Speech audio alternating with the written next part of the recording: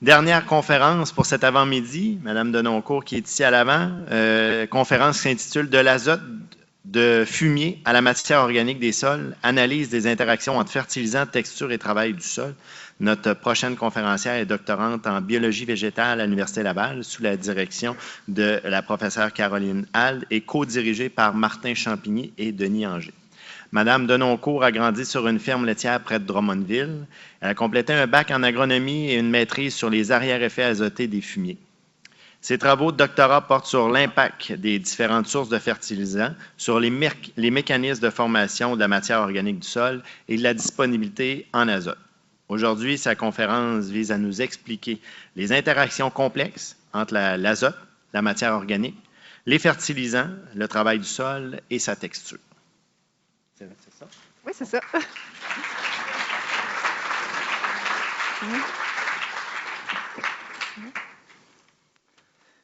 Bien, bonjour tout le monde. J'espère que vous m'entendez bien. Je suis super contente d'être avec vous aujourd'hui pour vous parler des résultats de ma maîtrise, mais aussi certains résultats aussi que j'ai obtenus dans les travaux reliés à mon doctorat. Donc, si je comprends bien, bon, je vais peut-être y aller comme ça. OK, ça marche. Donc, je pense que je n'apprendrai rien avec cette diapositive-là, mais je veux vraiment placer le contexte des travaux que je fais. Donc, les sols agricoles contiennent en moyenne 1 à 10 de matière organique. Puis, la matière organique, bien, c'est constitué de tous les organismes vivants ou en cours de décomposition qu'on retrouve dans le sol. Donc, principalement des plantes, mais aussi des micro-organismes, des animaux. Puis, dans les sols, la matière organique peut s'associer aux particules minérales fines, comme les argiles et les limons, pour former des complexes organominéraux. La matière organique joue vraiment plusieurs fonctions importantes dans les sols. Donc, tout d'abord, c'est un réservoir de carbone majeur dans les sols, donc important dans un contexte d'atténuation des changements climatiques. Puis, je vais profiter du fait aussi qu'on parle de la matière organique, du carbone, pour vous parler un petit peu, parce que durant ma présentation, je vais surtout parler des résultats de carbone organique. Mais si pour vous, dans votre tête, ça fait plus de sens, la matière organique, bien, tu sais, vous pouvez faire grosso modo un x2, parce que la matière organique est composée de 50 de carbone organique.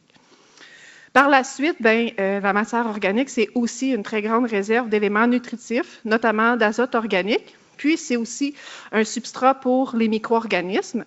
Puis, bien, ça joue un rôle vraiment important aussi pour la structure du sol, l'infiltration et la rétention d'eau.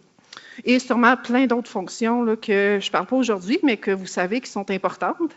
Donc, pour toutes ces raisons-là, c'est vraiment important de comprendre comment la matière organique se forme, comment aussi on peut l'accumuler dans les sols.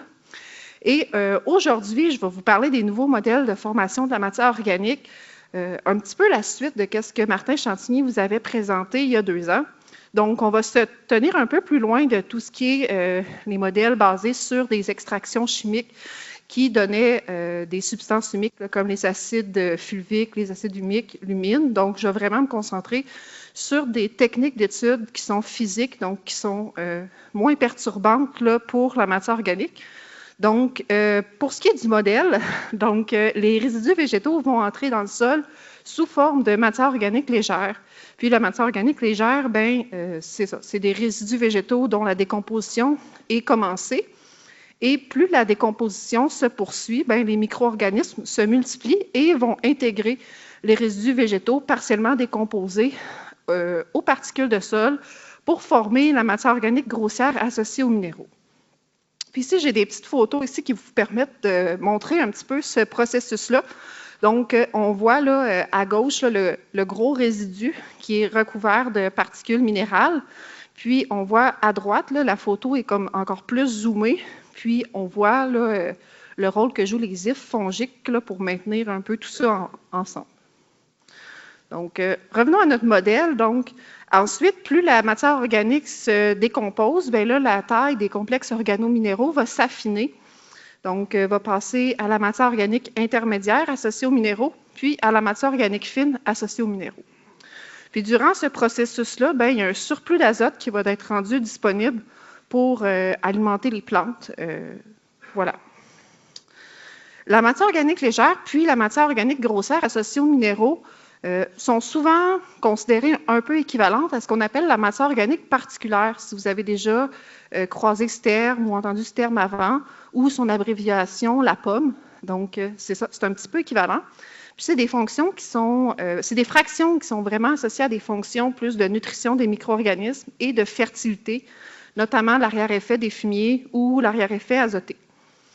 Sinon, les fractions plus fines vont être associées davantage à des fonctions de stabilisation du carbone. Puis là, en agriculture biologique, les fumiers sont une des principales sources d'azote qui sont autorisées. Ça tombe bien parce que c'est le sujet de mes recherches. Je vais donc vous présenter le résultat d'études provenant d'un réseau international d'essais aux champs de longue durée qui incluent toutes dans leurs dispositifs expérimentaux différentes sources d'azote, donc que ce soit des fumiers ou des engrais minéraux. Puis, je vais en profiter en même temps pour faire une petite mise en garde là, comme sur les résultats que je vais vous présenter aujourd'hui. Ce n'est pas des sites qui sont sous régie biologique, c'est tous des sites qui sont sur une régie conventionnelle. Donc, je vais souvent faire référence à mes résultats à l'engrais minéral. C'est un petit peu pour avoir un point de référence pour montrer l'effet des fumiers. Donc, c'est ça. Puis à nos différents sites, on avait différentes sources d'azote, mais à certains sites, on pouvait aussi évaluer l'interaction entre la source d'azote et le travail de sol. Puis, on avait aussi des sites qui étaient sous culture pérenne et d'autres sous culture annuelle. Donc, nos différents sites, on avait un à Agassiz, en Colombie-Britannique, au Canada. On avait un site à Normandin, au lac Saint-Jean. Un site à Saint-Augustin, près de Québec. Puis, c'est un site qui avait en fait 2 sites avec des textures de sol contrastées qu'on retrouvait à proximité. On avait aussi un site au Brésil, un site en France et un site en Nouvelle-Zélande. Donc, on a fait venir des sols de tous ces sites-là au laboratoire de Québec pour effectuer le fractionnement de la matière organique selon une méthode qui nous permettait d'obtenir des fractions opérationnelles sur lesquelles les modèles, comme celui que je viens de vous présenter, sont basés. Donc, on commençait par faire un premier fractionnement sur ces sols-là qui était densimétrique. Donc, on obtenait la matière organique légère qui flottait à la surface du liquide et la matière organique associée aux minéraux qui était dans le fond. Puis, cette matière organique associée aux minéraux-là, on pouvait ensuite effectuer un deuxième fractionnement sur cette portion-là, qui est un fractionnement granulométrique, donc selon la taille des particules. Puis, on obtenait des particules d'une taille supérieure à 53 microns ou 0,5 mm, qui se trouvait à être la matière organique associée aux minéraux de taille grossière. Pour les particules entre 2 et 53 microns, c'est notre matière organique associée aux minéraux de taille intermédiaire. Puis, pour ce qui était la taille inférieure à 2 microns, c'est notre matière organique associée aux minéraux de taille fine. Sur chaque fraction, on a mesuré les concentrations de carbone et d'azote qu'on a exprimées sur une base de sol entier. Puis, à partir de ces concentrations-là, j'ai aussi calculé un ratio de réponse. Donc, j'ai pris les concentrations de carbone ou d'azote du traitement qui recevait du fumier que j'ai divisé par la concentration de carbone ou d'azote du traitement de référence, donc le traitement qui recevait de l'engrais minéral azoté. Et donc, je vais vous présenter les résultats pour les ratios de réponse. Donc, l'application de fumier à long terme permettait d'augmenter les concentrations de carbone de 12 % et les concentrations d'azote de 16 % comparativement à l'utilisation d'engrais minéraux azotés. Puis maintenant, pour ce qui est des fractions, l'application de fumier à long terme n'avait pas vraiment d'effet sur les concentrations de carbone de la matière organique légère, mais on avait un effet positif de 13 % sur les concentrations d'azote comparativement à la fertilisation minérale azotée. Maintenant, sur la matière organique grossière associée aux minéraux, c'est la fraction sur laquelle on obtenait les plus hauts pourcentages de réponse. Donc, on avait un pourcentage de 22 % d'augmentation des concentrations de carbone et de 27 % pour les concentrations d'azote comparativement à l'utilisation d'engrais azotés et minéraux. Pour la fraction intermédiaire, on avait aussi des pourcentages d'augmentation assez intéressants. Donc, avec les applications à long terme de fumier, on obtenait des augmentations de 18 % pour les concentrations de carbone et de 24 % pour les concentrations d'azote, toujours comparativement à l'engrais minéral azoté. Puis, pour la fraction fine, on avait des plus petits pourcentages, mais tout de même positifs. Donc, on avait un 6 d'augmentation des concentrations de carbone et 10 des concentrations d'azote avec l'application de fumier à long terme comparativement à l'utilisation d'engrais minéraux. Donc, je veux vraiment attirer votre attention sur la matière organique grossière associée aux minéraux. Donc, on voit vraiment avec les résultats que je vous ai montrés une accumulation préférentielle de carbone et d'azote dans cette fraction-là, avec des apports répétés de fumier comparativement aux fractions plus fines. Puis là, je voulais rentrer un petit peu avec vous dans le détail, dans le fond, des résultats aux différents sites, d'où les pourcentages moyens que j'ai calculés, que je viens de vous présenter. Là, il y a beaucoup de résultats là-dessus, mais je veux vraiment attirer votre attention sur la partie en vert pâle, qui est la matière organique grossière associée aux minéraux. Puis, je veux vous montrer qu'on voyait vraiment un effet de l'application, des applications répétées, soit de lisier de bovin, de fumier solide ou de fumier frais de mouton à tous les sites. Donc, c'est vraiment intéressant. On a trouvé une fraction qui répondait dans diverses conditions pédoclimatiques. Mais c'est bien beau, on a trouvé une fraction qui répondait, mais ce serait vraiment intéressant, pour ma part, de voir si on peut relier cette fraction-là à l'arrière-effet des fumiers. Donc, une technique qui existe pour mesurer l'arrière-effet des fumiers, c'est le marquage isotopique à l'azote 15. Donc, l'azote 15, ça, c'est, dans le fond, un azote un petit peu spécial parce que dans l'air, il y a 80 d'azote, puis l'azote, ça se trouve être de l'azote 14 qui contient 7 protons et 7 neutrons dans son noyau. L'azote 15, lui, a un neutron de plus dans son noyau, ce qui permet de le suivre après ça dans l'environnement. Donc, quand on applique un fumier qui est enrichi en azote 15, bien, après ça, on peut voir, OK, il va-tu dans la plante, dans le sol, ou il est perdu dans l'environnement. Donc, je vous montre ici des résultats d'études qui ont suivi de l'azote qui est allé dans différents compartiments. Donc, dans le fond, l'application de fumier, il y a environ 5 à 25 de l'azote des fumiers qui est perdu dans l'environnement. Il y a environ 25 à 45 qui va être prélevé par la culture. Puis, enfin, il y a un 40 à 65 de l'azote appliqué qui va aller alimenter la réserve du sol. La réserve du sol, elle, contient une grande réserve d'azote qui n'est pas marquée.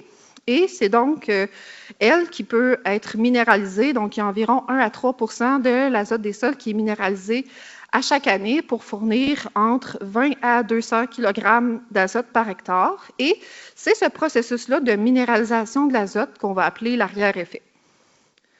Donc maintenant, allons dans les résultats. Donc, je vais rentrer plus en détail là, dans l'expérience de Saint-Augustin que je vous ai présentée là, sur la carte un peu plus tôt. Donc, c'est une expérience qu'on a établie sur 2 types de sols contrastés. Donc, un sol qui était plus sableux, puis une argile limoneuse, sur laquelle il y avait une rotation conventionnelle là, de maïs, soya, blé qui était implantée. Puis, on a étudié comme facteur, le travail de sol et l'interaction qu'il pouvait y avoir aussi avec le type de fertilisation, parce qu'on avait différents types de fertilisation là, sur les 2 types de sols, donc des fertilisations minérales, donc un engrais minéral qui contenait de l'azote et aussi un sans azote. Puis on avait aussi 3 types de fumier qui étaient comparés, donc le fumier solide de poulet, le lisier de porc et le lisier de bovin laitier. Donc, en 2016, lors du semis du blé et en 2017, lors du semis de maïs, on a appliqué des fertilisants marqués à l'azote 15 pour pouvoir suivre durant la saison de croissance là, où l'azote se retrouvait. Puis, on a effectué un échantillonnage lors de la récolte des 2 cultures. Et donc, je vais vous présenter les résultats des prélèvements d'azote des différentes cultures. C'est ce qu'on retrouve ici sur l'axe des Y. Puis, sur le graphique, les parties qui sont vraiment d'une couleur pleine, c'est l'azote prélevé par la plante qui provient de la réserve du sol, qui n'était pas marquée. Et la partie hachurée, c'est la partie d'azote prélevée par la plante qui provenait du fertilisant, donc l'azote qui était marqué. Donc, nos résultats nous ont montré sur l'argile limoneuse dans le blé en 2016 que le sol était la principale source d'azote. Il a fourni entre 82 et 92 de l'azote prélevé par le blé. Par contre, on n'a pas vu d'effet significatif de la source fertilisante sur l'argile limoneuse labourée. Mais par contre, on a vu une différence dans le prélèvement provenant de la réserve du sol quand on était en travail réduit. Donc, cette fois-ci, le prélèvement d'azote de la réserve du sol était plus élevé quand on appliquait des fumiers de poulet ou du lisier de bovin de façon répétée, comparativement à l'utilisation d'engrais minéral et seulement lorsqu'on était en travail réduit. Qu'est-ce qui est vraiment intéressant, c'est que cette année-là, il y a aussi eu des échantillonnages de sol qui ont été fractionnés selon la méthode de fractionnement que je vous ai présentée un peu plus tôt. Puis, on est capable de mettre en relation les prélèvements d'azote provenant de la réserve du sol, donc l'arrière-effet, à l'augmentation des concentrations de carbone et d'azote qu'on a retrouvées dans la fraction de matière organique grossière associée aux minéraux. Donc, on avait des concentrations de carbone et d'azote plus élevées dans cette fraction-là, avec l'utilisation des fumiers de poulet et des lisiers de bovin, comparativement aux engrais minéraux.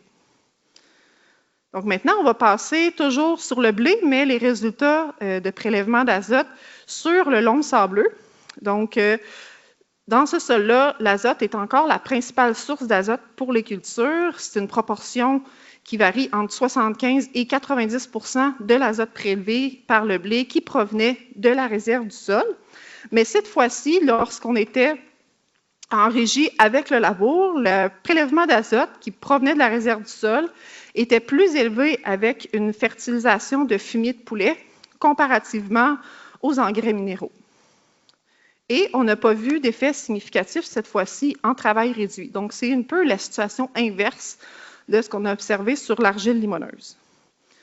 Et puis, si je ramène aussi les résultats de fractionnement qui avaient été effectués en 2016, bien, on voit qu'on avait une concentration de carbone plus élevée avec l'utilisation de fumier de poulet dans la fraction de matière organique grossière,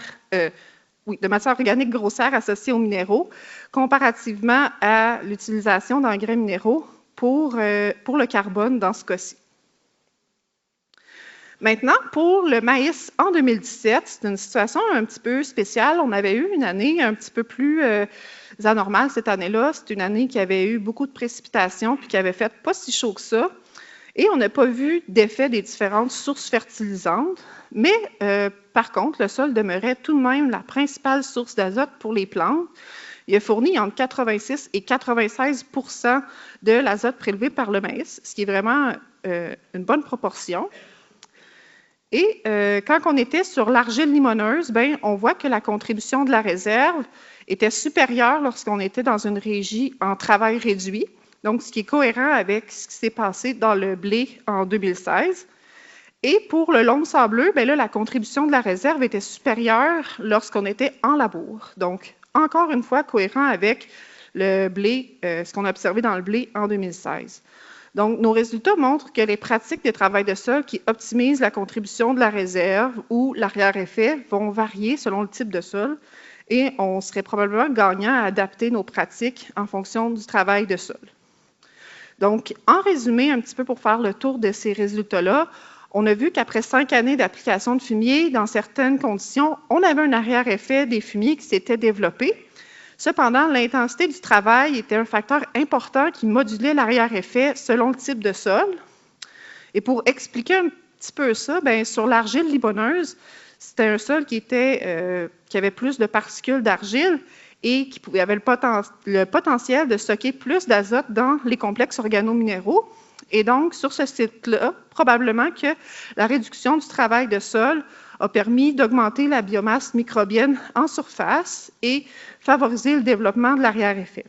Tandis que sur le loam sableux, bien là, avec un travail de sol plus intensif, ça a probablement permis de stimuler la minéralisation de l'azote des fumiers qui étaient immobilisés dans la matière organique, ce qui a pu favoriser l'utilisation de la réserve du sol, donc notre arrière-effet.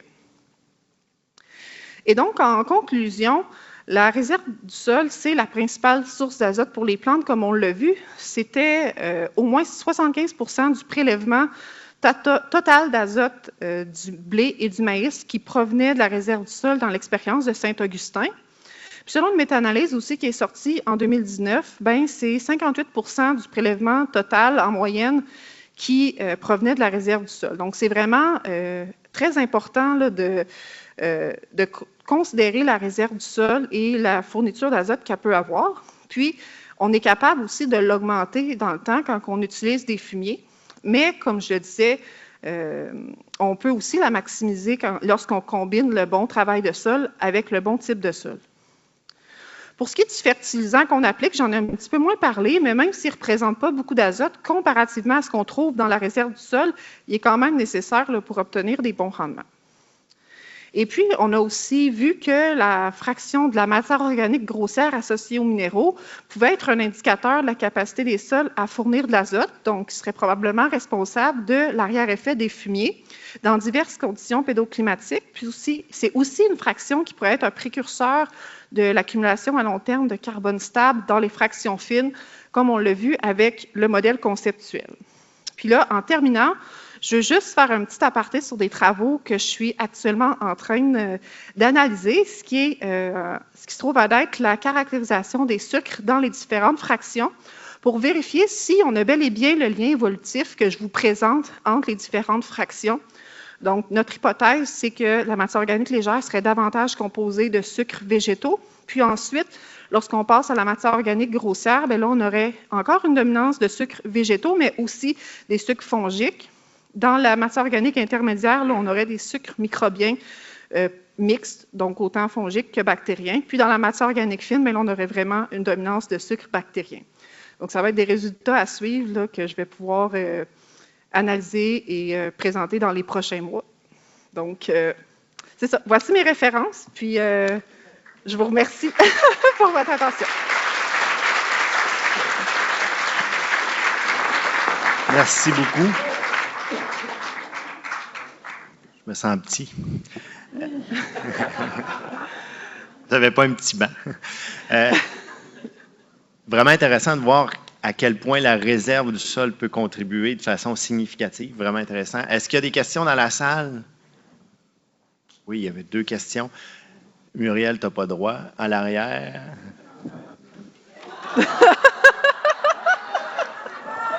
Heureusement que c'est un cube en mousse. Il y a un accident de travail ici, là. Moi, je me demandais, à la lumière de tes travaux, tu as un loam limoneux, argileux, au fond, puis tu travailles dans un sable. Est-ce que tu ferais le lien entre la CEC puis l'impact d'un travail réduit puis d'un travail labour ou plus lourd de sol? Ou c'est vraiment ce type de texture-là de sol qui a le plus d'influence? Bien, moi, je n'ai pas mesuré la CEC des sols dans les différents traitements, fait que je ne pourrais pas dire, là, mais on a vraiment eu des résultats contrastés dans nos 2 sols qui étaient aussi assez contrastés. Mais c'est sûr que le fait d'avoir des sols contrastés, bien, ça amène des propriétés physiques, chimiques aussi contrastées. Fait que c'est probablement, je dirais, un ensemble de plusieurs facteurs pédologiques, mais je ne pourrais pas dire lequel. Je n'ai pas étudié à ce niveau-là le détail. Là. Merci. Il y avait Elisabeth dans l'avant qui avait une question. Maintenant, on prêtera un casque avant. Ah, bon. Moi, j'ai comme questionnement, on ne parle plus de compost. Hein? Et moi, il y a 30 ans, là, quand j'étais à l'université, on parlait beaucoup de compost. Puis son apport en carbone. Donc, je me pose la question, quand on amène du fumier, est-ce que la quantité de fumier qu'on amène a un impact sur la vie microbienne? Tu sais, quand on met beaucoup de fumier, est-ce qu'on détruit la vie microbienne ou on la construit? Mm-hmm. C'est une bonne question. Moi, je n'ai pas évalué l'effet de la quantité de fumier sur la vie microbienne.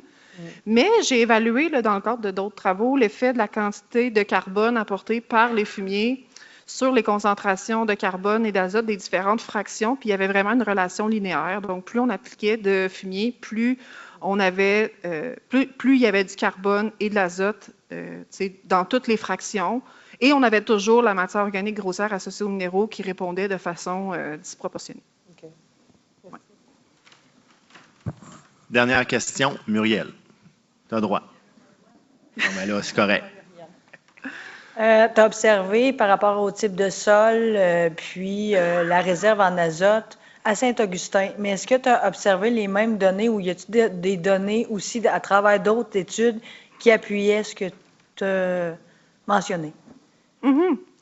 Ben, c'est la méthode d'étude au marquage isotopique, c'est une méthode qui est assez dispendieuse là, pour l'étude, surtout les fumiers, parce que quand on veut étudier les fumiers, ben, il faut produire du grain du foin qui est marqué à l'azote 15, après ça, soigner des animaux avec ces aliments-là pour que leur fumier soit marqué. Fait que c'est plutôt dispendieux. Je sais qu'il y a eu des travaux qui ont été faits dans un autre champ Saint-Augustin, que je n'ai pas les résultats, c'est les travaux de Maud Langelier. Mais sinon, ailleurs au Québec, je ne suis pas au courant qu'il y a eu des études réalisées avec du marquage isotopique à l'azote 15. Par contre, il y a vraiment plusieurs études faites, si je ne me trompe pas, c'est soit au Danemark ou en Suède, mais Peter Sorensen, ses travaux là, dans les années 2000, là, il a vraiment beaucoup travaillé avec l'azote 15. Puis oui, ses travaux vont aussi dans le même sens que les miens. Mais lui, il n'a pas nécessairement évalué l'effet de différents types de sols. C'était plutôt uniforme, mais lui, ce qu'il évaluait, c'était vraiment différents fumiers. Ouais, ma question, c'était plus par rapport à dans le fond, niveau sol plus léger, il y avait une tendance avec le labo de réserve. C'était plus ça par rapport au travail de sol. Oui. Ben, je ne connais pas d'autres études qui ont évalué cette interaction-là. Okay. Ouais. Dans la même étude, là. Oui. Merci beaucoup. Merci.